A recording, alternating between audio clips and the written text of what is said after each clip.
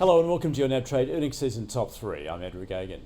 Woolworths has posted a 17% drop in full-year profit to $1.39 billion. It's also reported a weak start to fiscal year 26 on the back of slower than expected sales growth in its biggest earner, Australian Food.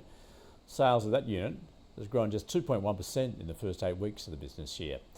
Overall group sales for the year grew 3.6% to $69 billion.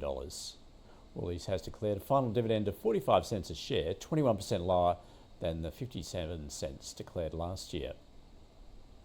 Domino's Pizza has reported lower earnings for the past financial year, with sales also lower due to store closures. FY24 network sales were down just under 1% to $4.15 billion, while earnings before tax were down 4.6% to $198 million. It will now distribute an unfranked final dividend of 21.5 cents a share, lower compared to the previous period. The fast food chain says a strategic reset is underway, with the board saying retained earnings will be directed towards paying down debt and reinvestment.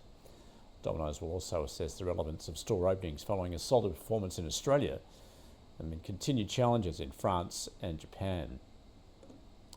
And WiseTech Global has missed analysts' expectations on revenue and profit growth as the logistics software giant increased its revenue by 14% to just under $780 million for the full year to the end of June.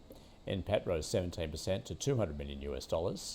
Analysts had expected revenue to reach $796 million and an after-tax profit of around $220 million. WiseTech says its new CargoWise commercial model is ready to roll out, which is expected to drive long-term product adoption along with deep AI workflows.